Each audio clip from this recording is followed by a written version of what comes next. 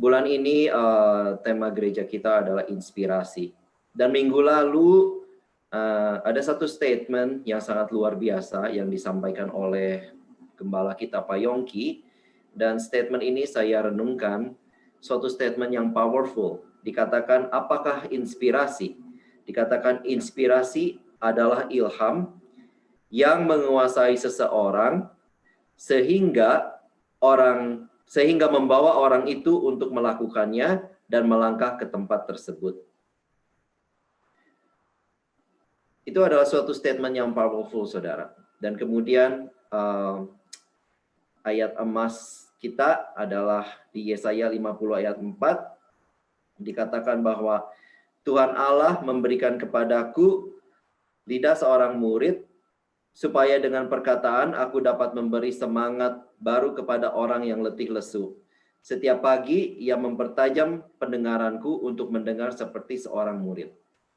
Saudara, inspirasi. Inspirasi begitu disampaikan bahwa saya hari ini harus share. Pikiran saya itu inspirasi itu adalah sesuatu yang sangat luas, bisa dibahas, bisa dilihat dari banyak segi.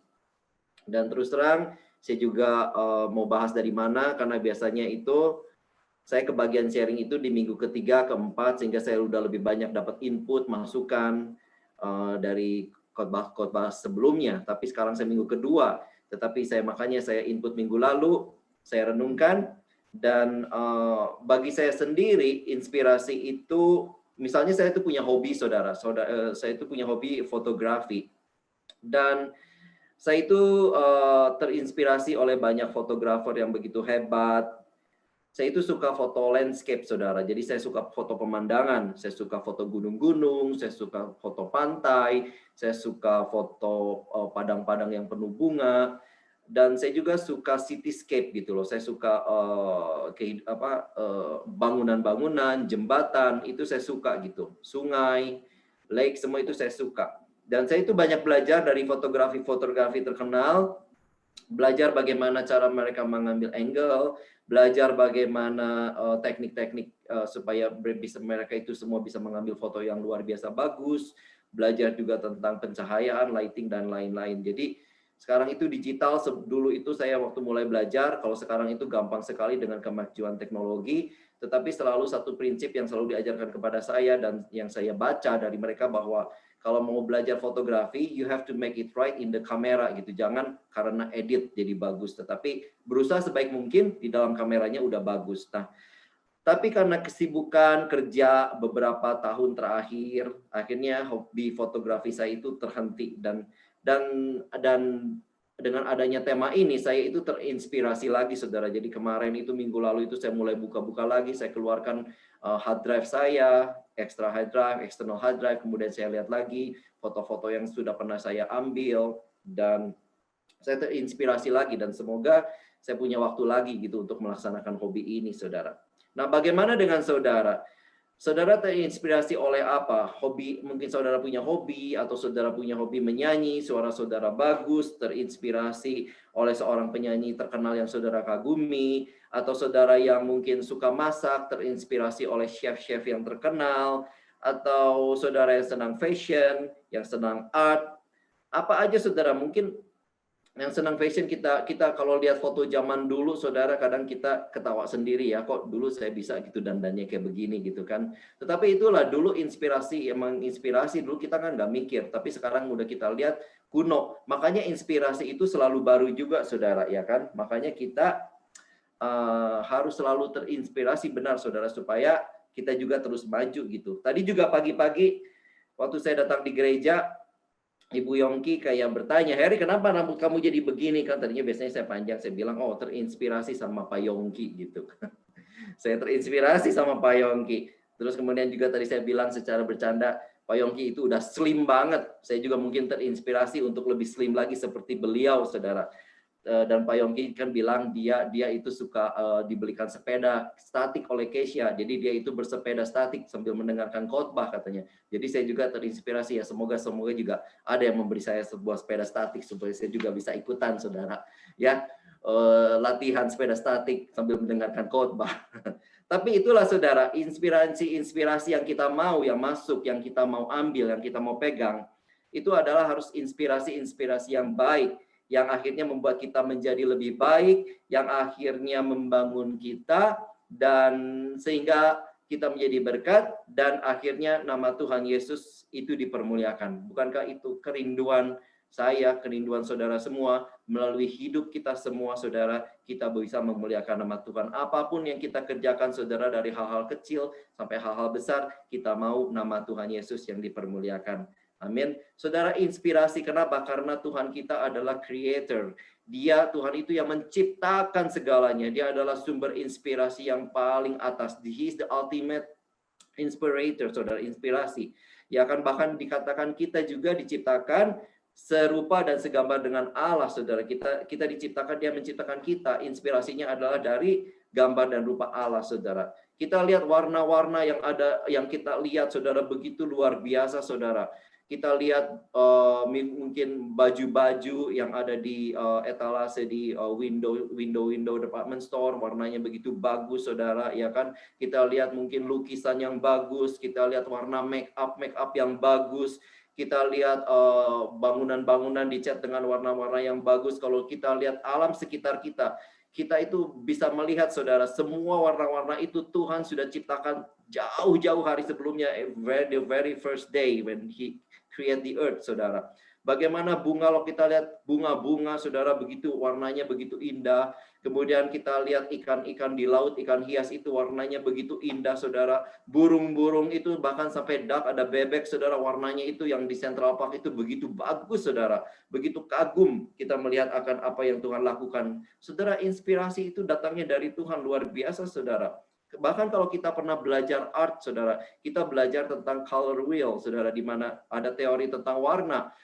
Pokoknya intinya adalah mana paduan-paduan warna mana yang membuat serasi, yang membuat kita enak lihatnya. Ada paduan-paduan warna yang membuat mata kita sakit untuk melihatnya. Dan kalau kita lihat ciptaan Tuhan, saudara, dan kita kalau kita lihat dengan teori warna itu, saudara, teori warna itu mengikuti ciptaan-ciptaan Tuhan, saudara. Kita lihat bagaimana Tuhan itu membuat kombinasi warna-warna yang buat mata kita itu selalu indah melihatnya gitu loh, nggak bosan ngelihatnya. Kita ngelihat bunga yang begitu bagus, ngelihat ikan, ngelihat burung, kita amazed, kita selalu wow, luar biasa. Tuhan itu He's the ultimate, He's the creator, saudara. Music juga sama, saudara. Kalau kita baca, kita tahu Lucifer sebelum kejatuhan karena kesombongannya, dia adalah seorang worshiper, saudara. Dia adalah seorang pemusik di heaven. Berarti di surga itu musik, saudara. Dan pada saat dia jatuh, saudara, karena manusia jatuh dalam dosa, maka segala inspirasi yang baik itu ada juga berubah yang menjadi tidak baik, saudara. Dan harus diakui, saudara, enggak sedikit juga orang yang mengikuti inspirasi yang tidak baik, yang enggak bagus itu, saudara. Tetapi dalam tuntunan bulan ini kita mau inspirasi kita adalah yang baik, karena kita juga diharapkan untuk menjadi inspirator bagi orang-orang di sekeliling kita, bagi keluarga kita, di mana kita bisa memuliakan nama Tuhan, bisa menjadi seorang yang selalu bisa memberi semangat dan bisa selalu menjadi berkat buat orang lain. Saudara, kemudian di slide berikutnya, saudara, saya akan masuk ke slide berikutnya. Kembali ayat emas dikatakan, Tuhan Allah memberikan kepadaku lidah seorang murid, supaya dengan perkataan aku dapat memberi semangat baru kepada orang yang letih lesu. Setiap pagi ia mempertajam pendengaranku untuk mendengar seperti seorang murid. Nah, saudara, di Timotius 3 ayat 16, kalau kita baca di firman Tuhan, 2 Timotius 3 ayat 16 berkata, segala tulisan, saudara, segala tulisan yang kita baca di Alkitab itu diilhamkan Allah, bermanfaat buat kita, saudara. Bermanfaat untuk apa? Untuk mengajar, untuk menyatakan kesalahan, untuk memperbaiki kelakuan, dan untuk mendidik orang dalam kebenaran, saudara. Kita semua adalah murid Kristus. Amin. Sebagai murid, maka tentunya kita itu mau mengalami peningkatan, saudara. Ya kan? Setiap orang senanglah dengan yang namanya peningkatan. Setiap orang senang yang namanya kenaikan. Setiap orang senang dengan yang namanya promosi. Nggak ada yang mau penurunan, saudara, ya. Kecuali tadi saya juga dengan joking bilang di gereja, kita senang yang turun itu apa ya? Ya senang aja kalau lihat turun bill kita turun ya kan, bill listrik turun, bill telepon turun, rent turun, which is impossible saudara. Itu juga semua naik ya. Saudara, kita senang kalau kita mengalami peningkatan, kita senang kalau mengalami promosi, kita senang kalau income kita naik, kita senang kalau tadinya kita punya hutang jadi bebas dari hutang, kita senang kalau tadinya sakit menjadi sehat, dan saya percaya Tuhan juga senang kalau kita mengalami peningkatan, karena Dia sendiri yang berkata di Yohanes 10 ayat 10, Tuhan berkata, Tuhan datang itu supaya kita mempunyai hidup. Bukan cuma mempunyai hidup, Tuhan bilang, supaya kita mempunyainya dalam hidup, dalam segala kelimpahan, di dalam abundance, saudara.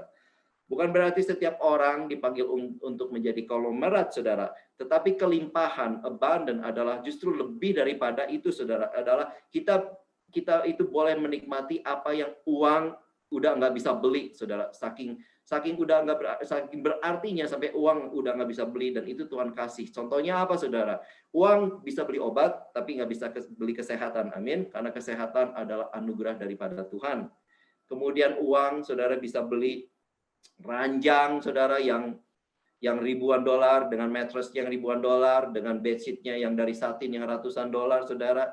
Tapi ranjang yang sedemikian mahal pun nggak bisa membeli tidur yang nyenyak, saudara. Tidur yang nyenyak itu juga adalah anugerah dari Tuhan, saudara. Uang juga bisa beli rumah yang besar, saudara. Tetapi uang nggak bisa beli kebahagiaan yang ada di dalam rumah itu. Karena kebahagiaan, karena berkat, Tuhan perintahkan kalau di dalam rumah itu ada kerukunan. Amin, saudara. Nah, saudara, jadi kehendak Tuhan buat kita itu bukan yang selalu begini-begini aja, yang selalu statis, tetapi mau Tuhan kita itu Tuhan mau kita mengalami peningkatan. Ada dinamisnya, saudara. Kehendak Tuhan dalam kehidupan kita nggak selalu, bukan kita begini terus. Tuhan mau kita terus naik, seperti firman Tuhan berkata, biarlah kita menjadi kepala dan bukan menjadi ekor, saudara. Tapi yang menjadi persoalan, yang menjadi tantangan buat kita semua, sesuatu yang kalau kita mau naik, kalau kita mau sesuatu menjadi lebih baik, kalau kita mau sesuatu menjadi, bisa kita tekan tombol autopilot dan semuanya bisa jadi langsung baik dengan otomatis. Nah, saudara, tuntunan Tuhan buat kita adalah kita itu menjadi inspirator dan juga terinspirasi yang baik, yang memuliakan Tuhan. Jadi artinya saudara, mungkin kalau saudara adalah parents, kalau saudara adalah orang tua, di mata anak-anak saudara, Anda itu adalah hero, saudara. Itu kan menjadi kebanggaan yang luar biasa, saya percaya, saudara, ya kan? Atau kalau misalnya kita bekerja, saudara, di perusahaan, kemudian kita bekerja dengan baik. Saya kadang-kadang lihat kalau pergi ke suatu perusahaan, ke suatu toko, kemudian kita suka kadang lihat dipasang employee of the month di tembok, atau mungkin employee of the year. Kenapa dipasang? Karena orang itu sudah melakukan yang baik, saudara. Bosnya bangga, dan dia pasang supaya dia boleh menjadi inspirasi buat karyawan yang lain untuk melakukan hal yang sama, saudara. Mungkin kalaupun tidak begitu, saudara, bos mungkin kasih bonus kalau yang baik, saudara, supaya terinspirasi untuk melakukan yang lebih baik. Apapun itu, saudara, kita mau menjadi inspirator yang positif, yang baik, saudara. Di Amerika ini, saudara, di kalangan Hollywood, di kalangan aktor dan artis sudah terkenal banget. Aktor dan artis itu katanya kawin cerai, saudara. Tetapi kalau kita lihat juga, saudara, ada beberapa channel di YouTube yang menjadi inspirasi, yang mengatakan bahwa pasangan ini udah menikah so long, nggak kawin cerai, only with this spouse, dengan pasangan ini udah lama banget, dan itu menjadi inspiration juga untuk the next generation, saudara. Tapi again, semua itu nggak datang dengan sendirinya, ada bagian kita untuk melakukan sesuatu.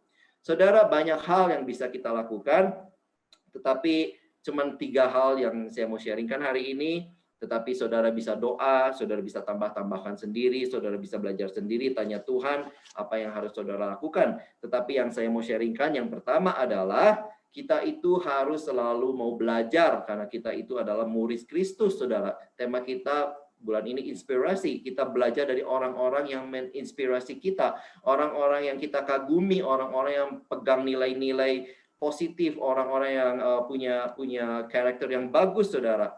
Contohnya tadi saya singgung, saya punya hobi fotografi, saya belajar dari satu orang fotografer terkenal namanya Peter Lik. Saya kagum dengan hasil-hasilnya dia.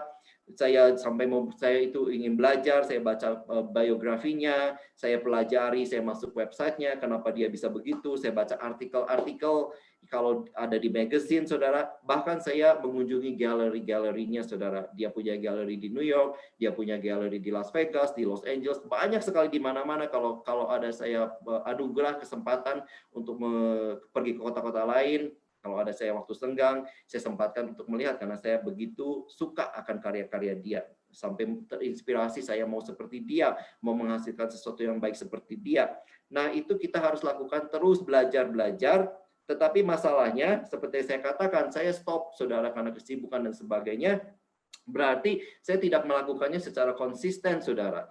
Dan kalau kita mau maju, saudara, kita harus belajar terus dan harus secara konsisten, saudara. Terus terang, hal ini adalah tantangan juga buat saya karena saya itu masih belum konsistennya, saudara. Konsisten itu berarti kita semua itu harus tekun, karena dengan ketekunan kita bisa mengalami kemajuan, saudara. Saya pernah membaca perbedaan antara seorang yang berhasil menjadi seorang profesional dan seorang yang selalu begitu-begitu aja. Perbedaannya adalah di dalam latihan.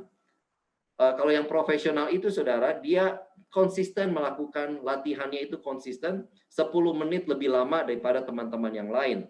10 menit lebih lama latihannya, tetapi konsisten, saudara. Akhirnya dia menjadi berhasil, dia menjadi seorang yang profesional dan dihargai, menjadi inspirasi bagi banyak orang, saudara. Kuncinya adalah konsisten, saudara. Berarti bukan orang yang paling hebat yang bisa menjadi besar, bukan orang yang terkuat yang bisa menjadi paling berhasil, bukan orang yang karena udah keturunan misalnya keluarga kaya bisa menjadi berhasil, tetapi yang menjadi berhasil kita adalah harus selalu banyak belajar dan dilakukan secara dengan konsisten, saudara. Saudara, kita pernah belajar dan sering kita juga bahas, kita singgung Thomas Alva Edison, saudara. Thomas Alva Edison itu kan yang menemukan lampu, saudara. Dia itu dikatakan, kalau kita Google, dikatakan dia itu mencoba sampai 10.000 kali, saudara. Berarti dia itu konsisten, terus lakukan walaupun gagal sampai akhirnya dia menjadi berhasil, saudara. Apa jadinya kalau misalnya dia menyerah pada percobaan dia yang ke 5.000, ke 6.000 dia menyerah, saudara. Nah, hari-hari ini, saudara, pengetahuan itu kan terus berkembang ya. Perkembangannya itu sangat dahsyat, saudara. Berkali-kali lipat, bahkan ditunjang dengan teknologi yang juga semakin canggih. Pengetahuan itu semakin benar-benar rapidly growth, berkembangnya luar biasa, saudara. Musik semakin berkembang, ya kan? Cara memasak juga makin banyak macamnya, ya kan? Makin banyak ragamnya, makin berkembang. Cara melakukan bisnis juga udah berbeda, udah berkembang. Cara perusahaan mengelola data-data juga udah mulai berbeda. Dan terus berkembang, semua berkembang, saudara. Jadi kalau kita enggak belajar sendiri, kalau kita enggak meningkatkan diri sendiri, dan juga termasuk kebenaran firman Tuhan, karena Tuhan itu bergerak terus, saudara. Kalau kita enggak lapar dan haus akan kebenaran firman Tuhan, maka sudah dipastikan kita akan ketinggalan, saudara. Di Amsal, kalau kita masuk, ya masih sama ya. Amsal 12 ayat 15, saudara. Dikatakan, jalan orang bodoh lurus dalam anggapannya sendiri, tetapi siapa mendengarkan nasihat, ia bijak. Jalan orang bodoh lurus dalam anggapannya sendiri, tetapi siapa mendengarkan nasihat, ia bijak. Saudara, mungkin kita menganggap kita udah oke. Mungkin kita menganggap kita udah bisa. Mungkin kita menganggap kita udah terampil. Mungkin kita menganggap kita udah mahir, ya kan? Wah, udah bisa lah, ya kan? Tutup mata juga berhasil. Saya bisa melakukan karena I've been doing this so many times. Sampai suatu hari mungkin kita ketemu sama seseorang. Sampai suatu hari kita mungkin melihat di YouTube channel atau nonton atau apapun, saudara. Dan kita berkata, wow, orang ini luar biasa, ya kan? Orang ini mahir banget, orang ini jago banget. Dan yang tadinya kita pikir kita oke, kita udah bisa semuanya, dan kita menyadari, wah, dibandingkan orang ini, saya itu ketinggalan jauh. Saya ini masih bisa banyak belajar lagi, ya kan? Makanya di Amsal dibilang, jalan orang bodoh lurus dalam anggapannya sendiri, tetapi siapa yang mendengarkan nasihat, ia bijak. Jadi ketika kita mau belajar mendengar orang lain, dikatakan kita menjadi bijak, akan bertambah baik, kita akan bertumbuh, kita akan berkembang. Kalau kita selalu mau punya hati mau belajar dari orang lain. Kita belajar dari kesuksesan mereka, kita belajar dari apa yang mereka lakukan, kita belajar dari nilai-nilai hidup yang mereka pegang. Dan kita juga bisa belajar dari kesaksian mereka, saudara, ya kan, yang menguatkan iman dan sebagainya.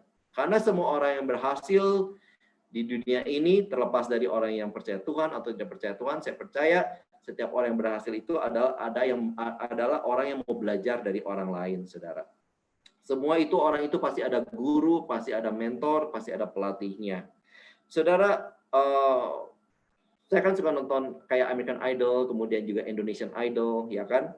Dan saya lihat semua kontestan-kontestan yang mulai dari hari pertama datang yang udah terpilih, saudara, mereka itu dikarantina. Dan di dalam karantina itu mereka itu ada coachnya, ada pelatihnya, saudara. Suara mereka dilatih terus, cara menyanyi dilatih, cara masuk lagu gimana, kecepatan nyanyi gimana, mereka itu dilatih terus. Gimana caranya mencapai nada tinggi, nada rendah.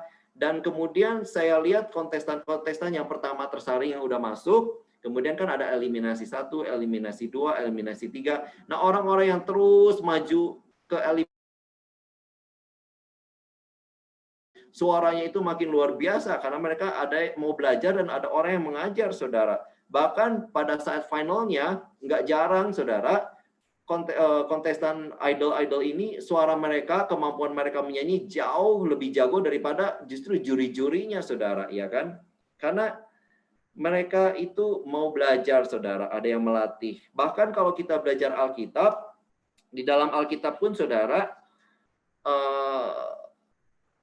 ada mereka juga ada yang mengajar, saudara, menegur, mementor, bukan. Dan kalau kita lihat bukan hanya cuma beberapa hari, bukan cuma lihat beberapa bulan, ada yang tahunan, bahkan ada yang sampai puluhan tahun, saudara. Kalau kita lihat, saudara, Yosua punya Musa sebagai mentornya, ya kan, sebagai pelatihnya, saudara. Musa, nggak akan ada Musa kalau nggak ada mertuanya Yitro, saudara, yang membawa dia untuk ke gunung temu dengan Tuhan, saudara. Nggak akan ada Nabi Elisa tanpa Nabi Elia, saudara.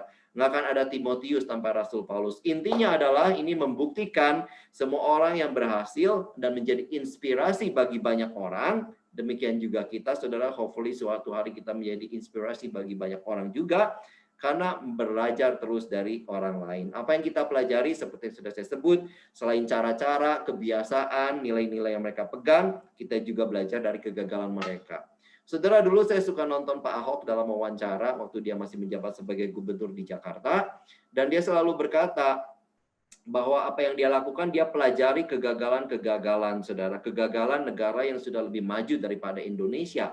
Dia pelajari apa yang menyebabkan proyek ini, apa yang gagal, kenapa ini gagal di Singapura, kenapa ini gagal di Jepang. Dia pelajari dan dia bilang, ya udah kalau itu mereka udah gagal, nggak usah terapkan di Jakarta, dia bilang begitu. Jadi kita juga sama, pada saat kita belajar, kita pelajari juga mengapa mereka gagal. Pada saat kita baca firman Tuhan, kita pelajari juga kenapa ada orang yang berhasil, kenapa ada orang yang gagal, saudara. Kita bisa belajar banyak, saudara, sehingga mempercepat kita untuk mengalami kemajuan dan bertumbuh, saudara. Dan untuk belajar, emang diperlukan kadang kerendahan hati, saudara, ya kan? Apalagi seperti yang sudah saya bilang, mungkin saudara merasa, oh saya ini udah sukses, saya ini udah jadi manajer, income saya sudah tinggi, posisi saya sudah bagus.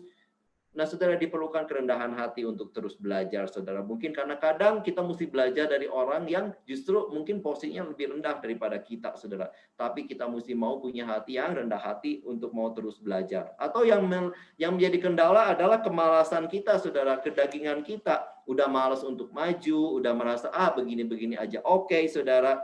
Tetapi, saudara, hari ini Tuhan ingatkan, pada intinya, kalau kita sudah tidak mau belajar, maka kita sudah menjadi orang yang sombong, saudara. Dan orang yang hatinya sombong, udah nggak mau diajar, udah nggak mau ditegur, kalau ditegur tersinggung, nggak mau dikoreksi sama orang lain, nggak mau dikasih pendapat sama orang lain, dikasih masukan atau input, malah jadi marah, malah jadi katanya menyakiti hatiku, tidak mau menghargai pendapat orang lain, pendapatnya selalu yang paling benar. Tetapi saudara, itu harus kita kesampingkan, kita harus menjadi orang yang lebih rendah hati, selalu punya hati seorang murid, maka pasti kita semua akan mengalami peningkatan. Tapi sebaliknya saudara, orang yang sombong pasti akan mengalami kehancuran.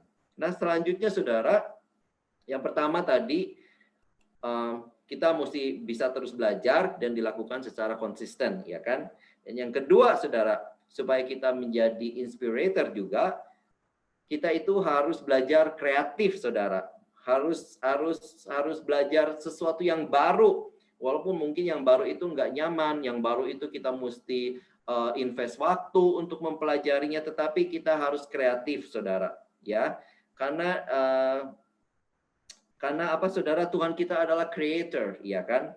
Tadi dibilang kita itu diciptakan in His image, saudara. Tuhan itu berarti udah memberikan apa?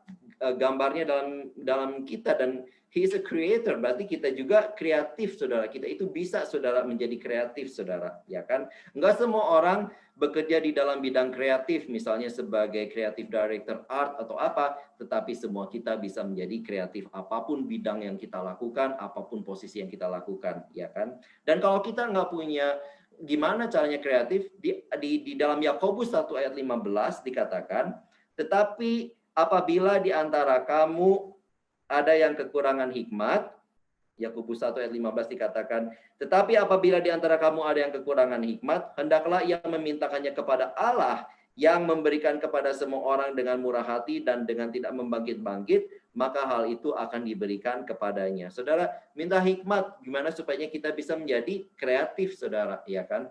Nah, saudara, pada saat saya renungkan firman ini, pada saya mempersiapkan firman ini sambil terus dalam hati berdoa, kemudian tiba-tiba Tuhan tiba-tiba ada satu ayat yang masuk ke dalam pikiran saya, dan itu adalah enggak saya masukin di sini, tetapi nanti saudara bisa baca juga. Tetapi kita tahulah semua cerita ini, cerita seorang janda miskin. Kalau kita baca di 2 Raja-Raja 4 ayat 1 sampai 7, di sana kita akan bertemu dengan seorang janda yang sangat miskin, yang terlibat hutang, yang sampai akhirnya penagih hutangnya itu bilang, aku mau ambil anakmu, ya kan?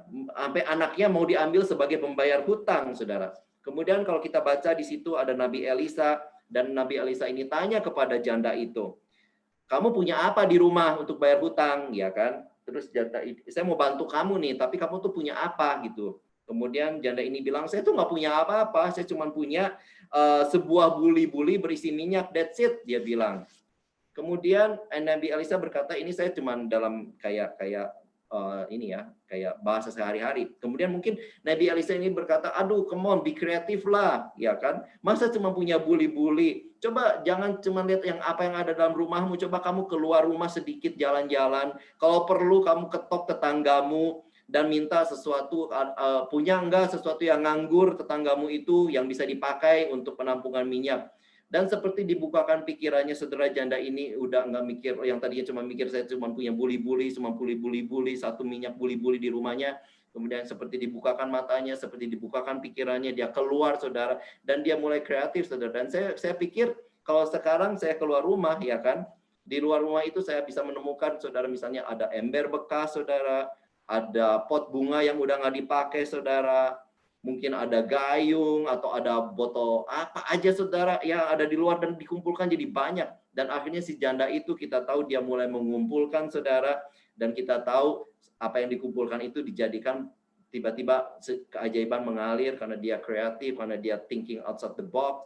Dia bawa dan kemudian minyak mengalir, dan kita tahu, saudara, dia jual minyaknya dengan penghasilannya itu dia bayar hutangnya. Dan bukan cuma itu saja, saudara, dibilang di dalam Alkitab firman Tuhan berkata di selebihnya, saudara, dari penjualan minyak itu dia menghidupi dirinya beserta dengan anak-anaknya, saudara.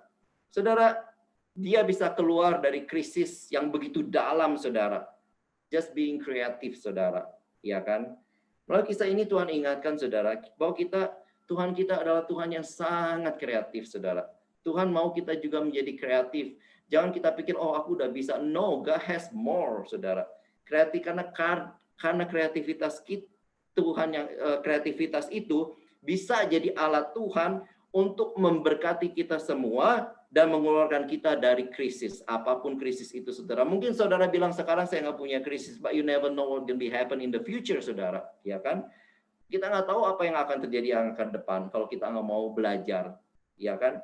Makanya di Roma 12 ayat 2 dikatakan, janganlah kamu, slide berikutnya, Roma 12 ayat 2 dikatakan, janganlah kamu menjadi serupa dengan dunia ini. Perhatikan apa kata Tuhan, berubahlah oleh pembaharuan budimu, renewing our mind, sehingga kamu dapat membedakan manakah kehendak Allah, apa yang baik, yang berkenan kepada Allah, dan yang sempurna, saudara. Perhatikan firman Tuhan, senantiasa berubah oleh pembaharuan budi kita, renewing our mind. Tuhan mau kita itu selalu di-renew, nggak sama dengan yang kemarin, nggak sama dengan yang minggu lalu, nggak sama dengan yang tahun lalu, saudara. Tuhan mau kita terus memperbarui akal budi kita, supaya kita terus bisa belajar, Tuhan limpahkan kreativitasnya, sehingga kita juga bisa melakukan, saudara, bukan melakukan semua asal-asal, tetapi kita bisa melakukannya dan bisa membedakan apa yang kita lakukan itu mana yang menjadi kehendak Tuhan, mana yang baik, dan mana yang berkenan dan yang sempurna, saudara. Tuhan mau kita semua keluar dari krisis kita, keluar dari masalah kita. Tuhan mau upgrade kita. Karena saudara belum tentu kita pikir, oh tahun lalu saya berhasil dengan cara begini. Belum tentu. Saudara yang berhasil tahun lalu bisa berhasil diterapkan tahun ini bisa berhasil, saudara. Karena yang kita pikir hebat tahun lalu, belum tentu hebat tahun ini, saudara. Kita pikir teknologi 5 tahun yang lalu udah hebat. Kita lihat hari ini lebih luar biasa, saudara. Ya kan? Malah udah jadi kuno, saudara, yang kita pikir hebat 5 tahun yang lalu. Saudara, big company di dunia ini aja selalu memikirkan sesuatu yang baru, saudara. Contohnya handphone, saudara. Dulu waktu di Bandung, pertama kali saya dikasih handphone itu yang besar banget, saudara. Yang hampir size-nya kayak batu bata, saudara. Ya kan? Kemudian diganti dengan, saya ingat banget, saya ganti dengan Motorola, saudara. Setelah Motorola, saya ganti dengan Nokia, saudara. Setelah itu saya datang ke Amerika, kemudian di Amerika, semua saya ingat semua orang itu pakai BlackBerry, saudara, ya kan? Dan kemudian sekarang kita lihat kemana Nokia, kemana Motorola, kemana BlackBerry, saudara. BlackBerry, saudara, waktu belum ada iPhone atau waktu iPhone baru mau masuk, dia udah merasa nyaman, dia merasa udah paling inovatif, udah nggak perlu kreatif lagi. Semua orang udah tahu yang namanya BBM, BlackBerry Messenger, saudara. Dan iPhone mulai masuk. Dan dia tidak merasa terancam, saudara. Wah, aku udah hebat, udah nomor 1. iPhone pelan-pelan masuk lagi, masuk lagi, masuk lagi. Sampai suatu hari, saudara, waktu market udah mulai direbut, waktu BlackBerry ini udah mau melakukan perubahan, mau inovatif, mau kreatif, it's too late, saudara. Karena market udah pindah, saudara. Saudara, makanya kita juga selalu mesti upgrade. Jangan kita pikir kita udah hebat, kita udah bisa. Minta Tuhan, minta hikmat Tuhan, kreativitas Tuhan. Karena kreativitas itu justru yang akan memberkati kita. Tuhan akan memberkati kita, saudara. Benar, saudara, masa sekarang ini pandemik, kita puji Tuhan di Amerika, saudara, ya kan? Masih dibantu dengan uang dari pemerintahan dan sebagainya. Tapi semuanya mau nggak mau kita harus akui berubah drastis, saudara, ya kan? Krisis ini terjadi, saudara. Tetapi jangan lupa, Tuhan kita itu tetap sama dulu, sekarang, dan selamanya. Dia tetap adalah creator, kita ciptaannya. Tuhan itu sangat kreatif. Minta hikmat Tuhan supaya kita juga bisa kreatif, yang pada akhirnya kita bisa mengeluarkan kita from the crisis. Either today or future, saudara. Iyalah, ya kan, saudara? Jangan biarkan masa sulit ini justru malah menghancurkan kita, menghalangi kita untuk belajar, membuat kita lemah, membuat iman kita lemah. Tapi biarlah berdoa justru masa-masa seperti ini justru mungkin Tuhan push kita, Tuhan kasih kita dorongan, encourage supaya jadi batu loncatan, supaya kita semua menjadi orang yang lebih kreatif, sehingga Tuhan bisa limpahkan nantinya itu kita menjadi semua jadi inspirator, saudara, dan kita bisa buktikan bahwa kita adalah bukti hidup dan sanggup berkelimpahan karena Tuhan yang menyertai kita. Sehingga nanti pada saat ini pandemik ini benar-benar berlalu, kita sudah ada di level yang lebih tinggi. Saudara, jangan peduli dengan berita-berita. Sekarang saya tahu berita, mulai ada inflasi, bensin mulai naik, harga mobil aja udah naik banget, second car aja katanya udah naik karena nggak ada barang, saudara, dan sebagainya. Bikin selalu dunia itu kasih kita fear, selalu dunia itu kasih kita ketakutan, virus varian baru segala macam. Tetapi saudara, kalau hati kita melekat kepada Tuhan, jangan takut, saudara. Tuhan pelihara kita semua, amin. Krisis apapun, inflasi apapun, saudara, Tuhan udah mau kita bekerja sama dengan Tuhan, minta terus hikmat Tuhan, Tuhan bisa keluarkan kita dari satu krisis ke krisis yang lain. Nggak peduli apapun yang terjadi, saudara. Dan yang ketiga, saudara, yang mau saya sharekan, betul, saudara, kita mesti belajar terus skill kita. Betul, saudara, kita mesti gali talent kita. Betul, saudara, kita mesti kreatif, saudara. Tapi itu semua enggak akan ada apa-apanya kalau nggak ditunjang dengan karakter yang baik. Makanya, saudara, yang ketiga yang mau yang sharingkan, selain kita belajar skill kita, selain kita belajar talent kita dikembangkan dan sebagainya, the most important thing, saudara, karakter kita juga harus terus kita kembangkan. Kita mau belajar terus melakukan karakter yang baik, saudara. Amsal di 27 ayat 17 berkata, besi menajamkan besi, orang menajamkan sesamanya. Artinya, saudara, besi itu akan tajam kalau saling bergesekan. Harus bergesekan, saudara. Harus ditempelkan. Kalau enggak, dia nggak akan tajam. Besi nggak akan tajam kalau dia nempelnya sama kayu. Besi nggak akan tajam kalau dia nempelnya sama plastik atau sama kain, tetapi dia cuman bisa sama besi lagi, saudara. Saudara, kalau kita mau jadi orang yang menjadi inspirator, saudara, bukan cuma skill, bukan cuma talenta yang kita kembangkan, yang kelihatan hebat di luar, yang semua orang bisa lihat, but the most important apa yang ada di dalam kita adalah karakter kita. Itu juga harus terus dibentuk, saudara. Dikatakan Kejadian 1 ayat 26, saya sebut lagi, Tuhan menciptakan kita menurut gambar dan rupanya, kemudian Tuhan memberikan kuasa untuk mengelola segala burung, binatang, dan sebagainya. Artinya apa, saudara?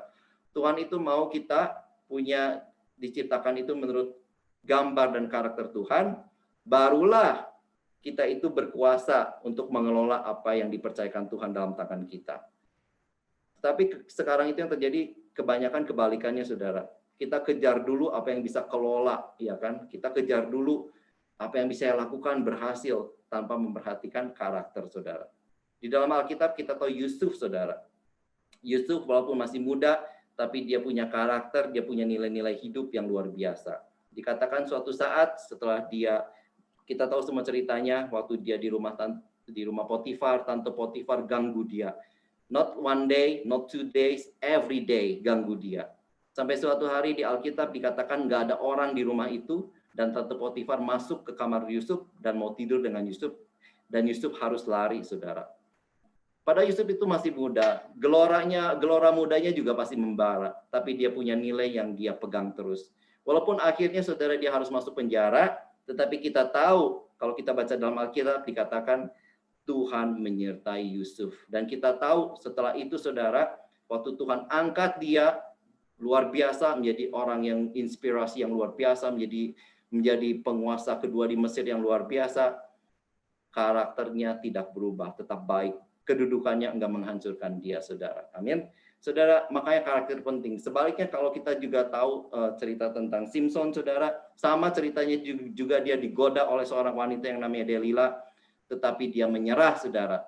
Dan kita tahu akhirnya dia juga masuk penjara, kemudian matanya dicungkil, dan dia melakukan penggilingan, dan dikatakan Tuhan meninggalkan dia. Saudara, kalau kita melakukan kebenaran, karakter, kita pegang terus, saudara, kita kembangkan karakter yang baik. Walaupun mungkin saatnya kelihatannya kita nggak terlalu berhasil dibandingkan orang lain, tapi asal kita pegang terus kebenaran, karakter kita terus kita pegang kebenaran firman Tuhan, apapun yang terjadi, Tuhan, saya mau karakter saya itu seperti Tuhan. Maka seperti Yusuf, saudara, Tuhan angkat kita, dan pada saat Tuhan angkat kita itu kedudukan nggak menjatuhkan kita, karena apa yang ada di dalam hingga kelihatan karakter kita itu sudah terbentuk luar biasa, saudara. Saudara, jadi jangan marah kalau hari-hari ini ada orang yang menggesek kita, mengkritik kita, menghina kita, meremehkan kita. itu diizinkan Tuhan, saudara, supaya kita itu mengeluarkan sesuatu yang berharga yang ada di dalam hidup kita. Amin.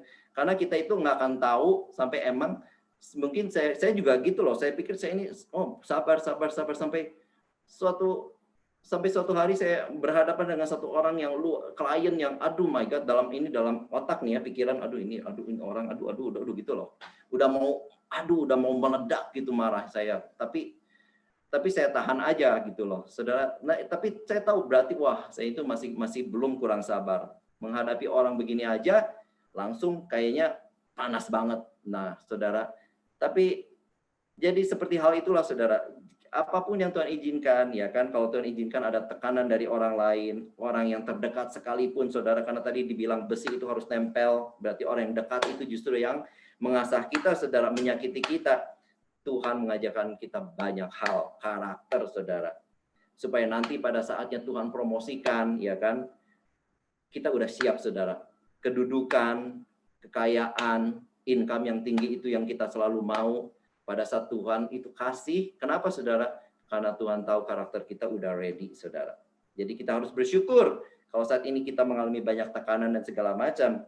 Karena itu akan membentuk karakter kita, dan kalau kita berespon dengan benar, itu akan menentukan kemenangan kita. Dikatakan kita lebih daripada pemenang. Tetapi again, setiap pemenang, saudara, enggak otomatis, saudara. Enggak ada kemuliaan tanpa salib Tuhan. Ya kan, kita selalu diajar maunya kemuliaan, tetapi firman Tuhan enggak ada kemuliaan tanpa salib, tanpa kita mau pikul salib, saudara. Tanpa kita mau mengesampingkan kepentingan sendiri, tanpa kita mau mengesampingkan ego kita sendiri, tanpa mau kita mengesampingkan kemalasan daging kita, keinginan mata, saudara, keangkuhan, ya kan?